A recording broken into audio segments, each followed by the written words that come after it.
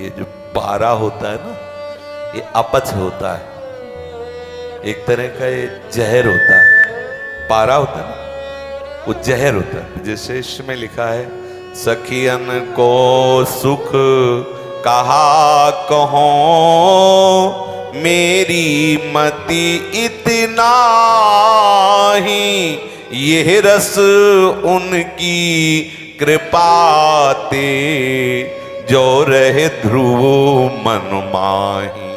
भाग पाई ठहराई जो, यह रस पारो प्रेम, ताके उर झलकत रहे, गौर नील मणिहेम। बहुत सूक्ष्मता की बात है। पारा एक जहर होता है, अगर अधिक मात्रा में हो जाए तो मृत्यु हो जाए, नहीं हो जाए? शायद थर्मामीटर में भी थोड़ा रहता है।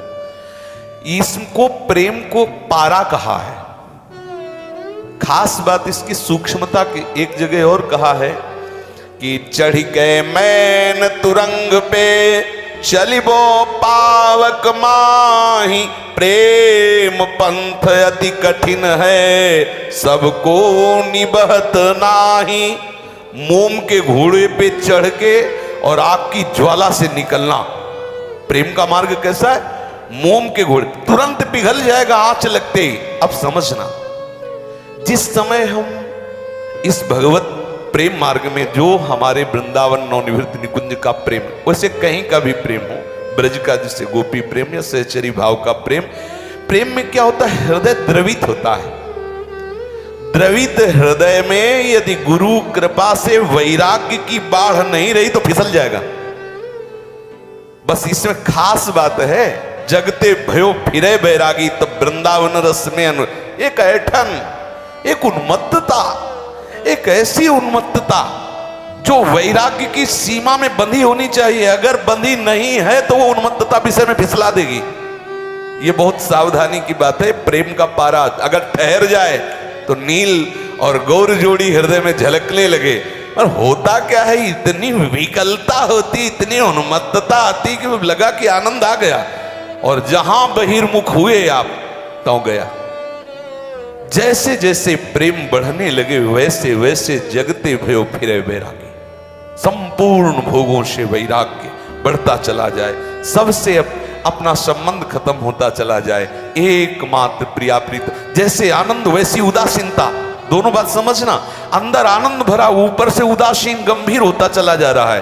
अंदर से प्रेमानंद का प्लावन हो रहा है, बाहर से एकदम कर्कश दिखाई दे रहा है, एकदम कठोर दिखाई दे रहा है। न किसी पर दृष्टि मिला रहा है, न किसी से बातचीत कर रहा है, उदास, एकदम उदास, सबते भयो उदास। ना काहू सो बोलिबो, ना कोई व्यवहार, अपनी कुंवर किशोरी को जियत निहार निहार। नहीं, एक आनंद की उमगन आई, अगर सावधान नहीं, वैराग्य का सिंहासन नहीं तो प्रेम रूपी राजा उस पर विराजमान नहीं होगा। जितना प्रेम बढ़े उतना वैराग्य बढ़े, तभी ये प्रेम को पारा कहा गया। इसे पचा पाना इसीलिए कठिन होता है। आप देखो, थोड़ा सा नाम कीर्तन करो और थोड़ा सा जप करो, एक आनंद की उमगन आएगी, और बस फिर मन आपको बहिर्मुख कर देगा तुरंत, क्योंकि वो मरेगा ना, तो मरना नहीं चाहता, तुरंत बाहर दिखाई देना। अगर कहीं बाहर आसक्ति कर ली तो जो आनंद आया था वो ऊपर नहीं उठ पाएगा, वो फिर नीचे से बह जाएगा, सकिल जाएगा किसी न किसी इंद्री के राग में, वो आनंद बढ़ने। इसलिए सावधान, ये पारा है, पचा ले गए। आप ये समझो कि ऐसी विकलता होती है, पूछो मत। इस मार्ग के पथिक को जब तक प्रभु से संपूर्ण अनुराग नहीं हो जाता तब तक की ये बात है। देखो लिखा है, भाग पाई ठहराए जो, ये रस पारो प्रेम, तो ताके और झलकत रहे गौर नील मणि। ये प्रिया प्रीतम उसके हृदय में झलकने लगे। फिर क्या, फिर तो कोई भय की थोड़ी बात है। बोले, पी मूर्ति नैनन बसे तेहि रस रहाय समाए, ये लक्षण सुन प्रेम के और न कछु सुहाय, और न कछु सुहाय, फिरे अपने मदमातो, कुटुंब देह ते जाए छूट सब ही भी दिना। तो अब कौन उसको बिगाड़ सकता है? प्रिया प्रीतम जिसके नेत्रों में बसे हुए, देह शुद्ध नहीं है, कोई बाह्य व्यवहार नहीं है, परमानंद की वृत्ति में डूबा हुआ, अब तो प्रेम का पारा पच गया ना। लेकिन जब तक कि गौर श्याम नीलमणि हृदय में नहीं झलकते हैं तब तक उसे सावधानी की जरूरत है। ना काहू सो बोलिबो ना कोई सुने, न काहू की कही काहे ना अपनी बात, नारायण वा रूप में मगन रहे दिन रात। अपने प्रिया प्रीतम से मतलब रखे, किसी से मतलब नहीं, किसी से राग नहीं। अंदर आसक्ति की भावनाएं बन रही, अंदर कामनाएं जागृत हो रही, उनको मिटाता चला जा रहा है। तो ये प्रेम का पारा पच जाएगा, नहीं तो फिर गड़बड़ हो जाएगा।